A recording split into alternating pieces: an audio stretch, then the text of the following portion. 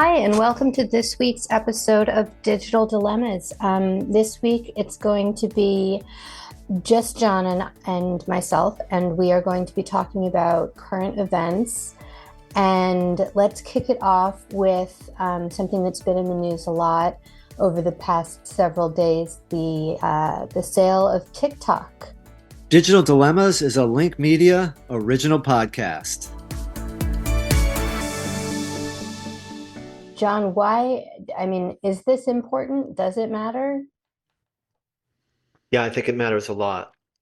I've been going back and forth on this as I listen and read, and I think it's even bigger than it appears to be. Why is that? Well, first of all, the issue right up front is, should we, the United States, through legislation in Congress, ban TikTok in the United States if they do not divest themselves? If the parent company ByteDance does not divest itself of TikTok, they face a ban in the United States. So that is the issue on the table. And if we look at it as just that, it's a big issue, but it's bigger than that because it impacts broader social media platform concerns. And I think that's what I really want to. It's taken me a while to figure this out. But I finally have come to a place where I'm comfortable with my position on this. Is it is the what's the company that owns TikTok? ByteDance? ByteDance, that's in ByteDance. China. Yeah, in China. And is that a government-owned company? Or are there only government-owned companies in China? I think since it's still a communist country, it is at some level the government does control it. And is that one of the main concerns? I think for US legislators, it's a big concern. So why don't we address the concern that, Congress people are addressing? The concern is that all users in the United States who are on TikTok and all their data is being what's the phrase, captured, could eventually end up on servers owned by communist China. And that's a concern for data privacy in the sense that, the communist Chinese government will have all the data regarding citizen behavior in the United States. So that's for me, that is the what's the phrase I'm looking for? It's like that's the clickbait. Okay. That's easy. It's easy to understand that. It's easy to get upset about that. It's easy for Congress people on both sides of the aisle to agree on that. We don't want that to happen. That's awful. So it's a concern, and that's what makes the headlines, and that's what we see in the news. So is that the real concern? It sounds like you think there's another Yeah, I more think there's a important big. concern. First of all, I think it's so many consumers or adults look at social media and get angry. There's a lot wrong with social media. We all agree on that. And I think the TikTok issue being owned by, at some level, by a Chinese government Entity. structure of some sort is easy to get pissed at. It's easy. It's an easy target. And it's easy to say, why don't we just pass some legislation that says you must divest yourself, you being the Chinese government, ByteDance, you must divest yourself of ownership of TikTok and sell it to a Western owner, and then all will be well. And it's easy for both for Congress people on both sides of the aisle to agree to that. It's like, oh yeah, people are going to love us for this. We're finally going to take some action around a social media platform. We're going to protect citizens' data from getting in the hands of potentially the Chinese government, and everybody will love us for it. So it's an easy headline. It's easy to vote yes on. but I don't but think it's that's not the the real issue. I don't, and when this first happened, I was part of the group that said, yeah, that's a great idea. I love that idea. That's a good idea. We can finally take some action. I'm But still in that through, group. I still think it's a good idea. well, here's the counterpoint that has begun to change my mind. I had some critical thinking discussions in my classes, and it was the students who would be, we had a critical thinking debate. Anybody could share their opinions, and I wanted to know what they thought. And frankly, their thoughts and their feedback made a lot of sense to me. And here's some of what they said. Why are we targeting just TikTok? We have a problem with data privacy on Facebook, on Instagram, on Snapchat, on Twitter. Why are we not focusing on passing legislation regarding data privacy and safety that applies to all social media platforms? Why are we targeting just TikTok? So that got the conversation Well, hold going. on, hold Go on. ahead. I Yep. I So have let's address that. because right, I understand that maybe all social media platforms have an issue, but right now, um, I'm no fan of Elon Musk and what he's done to Twitter, but is he, recognized as an enemy of the state? Well, great question. No, he's not recognized as an enemy of the state. Um, but here's what here we got some feedback, and let me try to paraphrase it. If we get TikTok, ByteDance to sell TikTok to a Western owner, do we trust that person any more than we trust the Chinese government?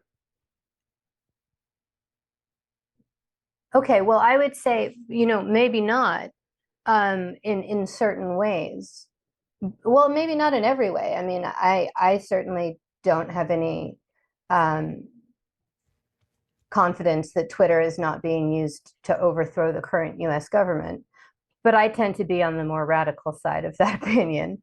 Um, but I think if you approach it sort of as one problem at a time, let's get this out of the hands of, you know, governments that are recognized as an enemy of the state, an international threat to democracy. And then once we've done that, maybe we focus on the internal threats. I think the prevailing thought in the discussion was we're never going to get to that place. We've had years to get to that place and we don't go there. And I think there's a lot of distrust amongst the younger demographic that says, you're not going to go after Facebook and Meta and Snapchat and Twitter. No way. I don't. And we've got people like Elon Musk owning Twitter. We don't trust him as far as we can throw a baseball. Um, he's made a mess of Twitter. He'd be happy to overthrow the current government. Who says he doesn't have he believes in conspiracy theories? Why should we allow TikTok, a platform we love, to be owned by someone like that? Why can't we just figure something out and negotiate with ByteDance regarding where the data is stored, etc., and let it be? They love the platform. And then another person brought this up. A lot of small businesses are starting right now using TikTok Shop. And that would impact a lot of small businesses, especially in the younger entrepreneurial demographic, But that and could be piss true. them off. That could be true of any sort of regulations or regulatory action taken against Meta. The same could be said for all of the small businesses on Instagram. I Like think it you would, can, I think kids want not to dismiss your students as kids because I'm not doing that, kids. Um, but I think young people tend to want everything, and you can't have everything. Like if you're going to regulate it, people are going to suffer. Some things that you like are going to go away. And I'm great. I'm cool with that. I think where they made an impact on my opinion was they don't believe, and I tend to understand that if we just go after TikTok, it that we're not. I think That doesn't make they us want to safe. see regulation. They want to see regulation for all I agree platforms. with that. I agree with that. I think even you and I have different, um, just because of our, and it's not a huge one, but because of our age difference. I very much grew up in a political environment that was post-Nixon. It never occurred to me to trust your government. That's not something that I remember as part of my lifetime. Well, and the students these days, they definitely don't trust. I'm sure it's even more exaggerated, Right. or, not exaggerated, more extreme. Um,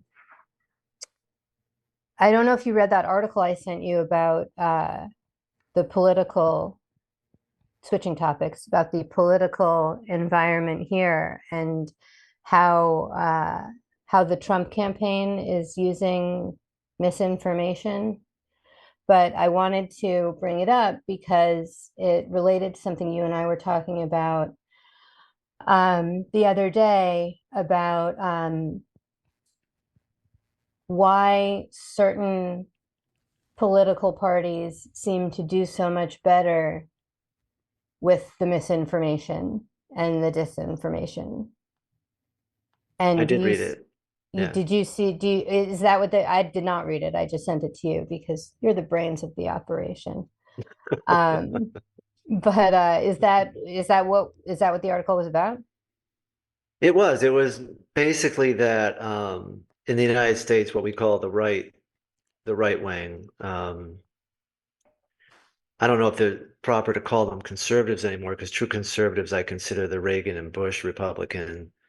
But those aligned with Trump, I'll use that phrase, are much better at strategic use of disinformation and the spread of misinformation. They're way ahead of everyone else on that.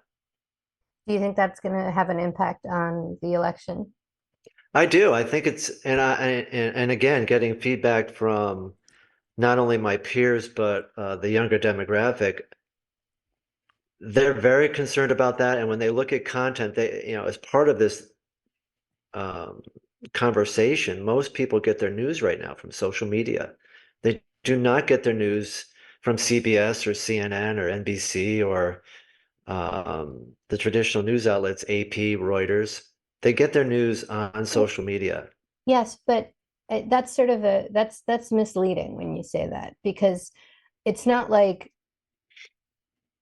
they get their news from the TikTok news channel. No, they They get their subscribe to news, certain they influencers or subscribe to sources. certain, like, or Facebook or Instagram or, Correct. Snapchat. They're getting their news from the same place that people have always gotten their news, from media news outlets that push news out through those platforms. I think what's different is the way the algorithms are shaped. If any user on a social media platform has a tendency toward one viewpoint, the algorithm will keep feeding them Right. sources that support that. And it's very difficult for us as citizens who are getting So you news end only up on in a bubble. social to get, yeah, we live in a bubble, we live in a silo, and every piece of news supports how we feel. Right. And that's dangerous because it's always good to hear neutral news, well-rounded news, news from all Yes. angles, so that we can do our own critical thinking and form our own opinion. So I think what you're trying to say is people today have their news curated for them by social media platforms. I think that's a better way of saying it. Yeah. Yeah, And and that that's is, and that's what's dangerous in the disinformation and misinformation age. Yeah, no, I would agree with that. Although I wonder how different it is really from um, the old days, or whatever you want to call them, when people were watching the nightly news and um, reading newspapers, reading actual paper newspapers. No one was going out and purchasing newspapers that didn't agree with their that didn't align with their beliefs. The more we So talk about this, and we've talked about it on this show for the first several weeks, and we talk about it a lot in the house, and we talk a lot about it in the classroom up at the University of Connecticut. The more I come around to what you just said. This has always been around, whether it be newspapers on paper. Each city had several newspapers. Even Hartford, Connecticut had three, maybe. New York City had maybe half a dozen, if not more. And each newspaper had their own agenda, conservative, liberal, whatever. And people bought the paper that probably aligned with their thinking. And then we went to TV and radio, etc. So it probably has been around a very long time, just in a different format. And is it all that different? Not sure, the more I think about it. maybe it's not that different, but maybe it's more extreme. Um, More extreme and and news that's spreads the quicker. danger. And news spreads more quickly. And then And the sources are, I don't know that people are checking their sources. they're probably not, for the most part. And we probably as a country are not very good at critical thinking. Um, make listening to the other viewpoint.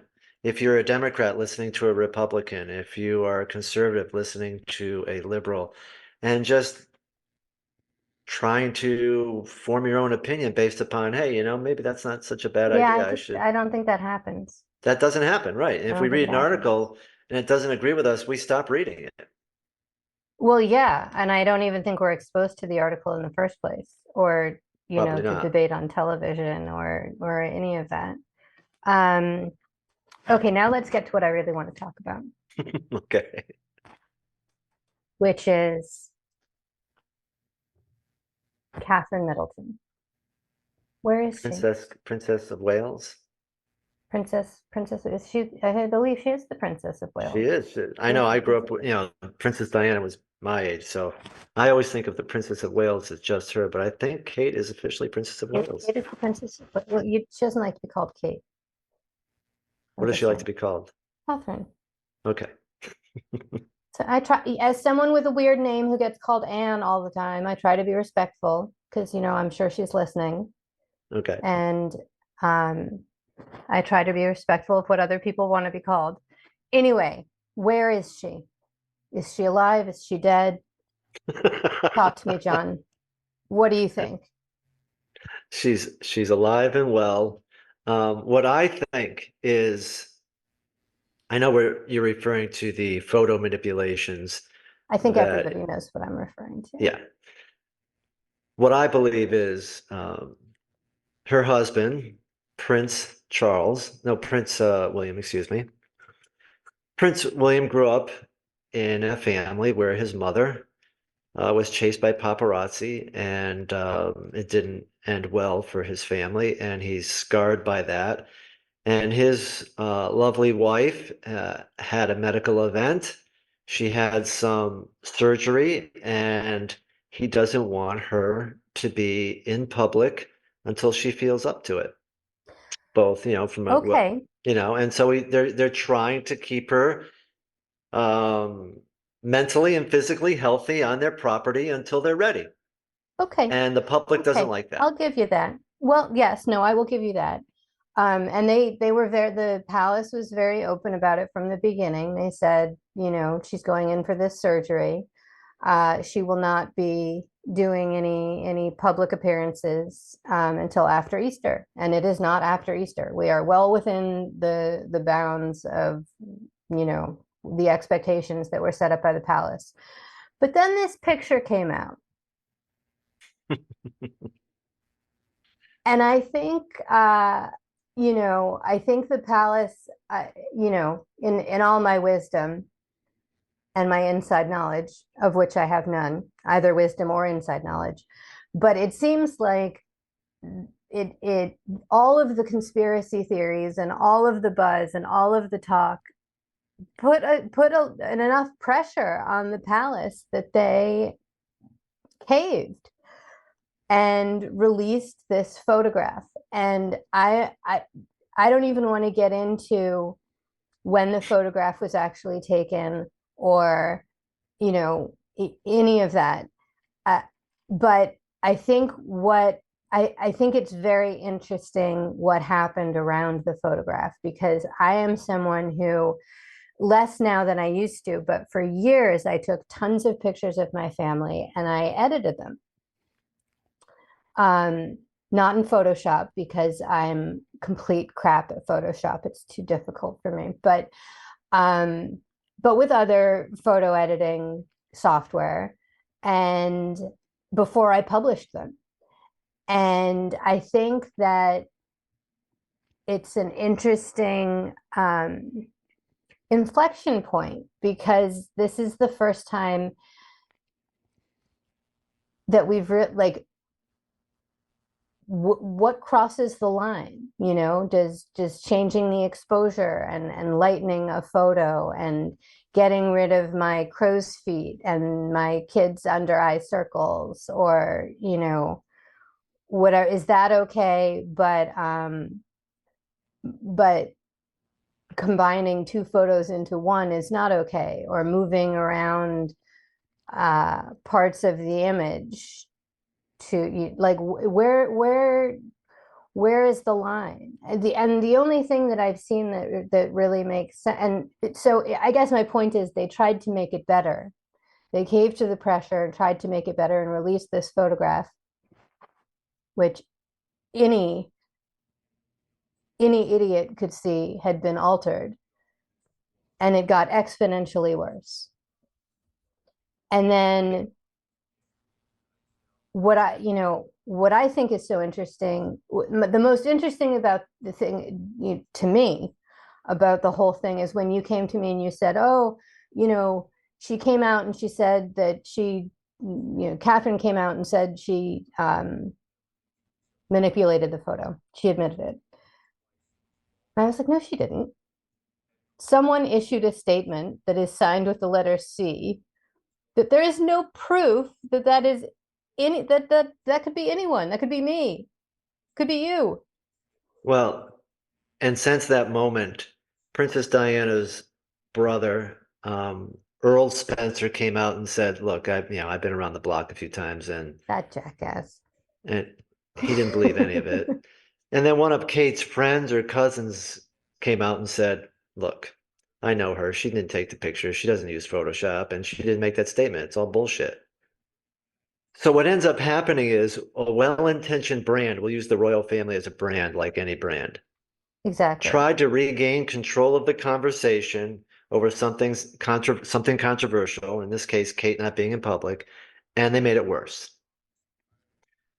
What I've learned since is I did a lot of listening to what the AP and Reuters and BBC, three of the most respected news outlets in the world, came out, and I had never heard of what they call a kill shot, where Yeah. they basically told everybody, take that picture down, it's fake. But since then, I've listened and read to what they have to say going forward, because I think this is where it gets interesting. They use AI and other methodologies to determine if a picture has been altered. They are of the belief that going forward, whether it's on social media, a website, any place that we see news, that pictures can easily be, I don't know what the phrase is, like, rated, but you can say original photo. Mm-hmm. You can describe it as altered by Photoshop slightly, to make Mm-hmm. the lighting better.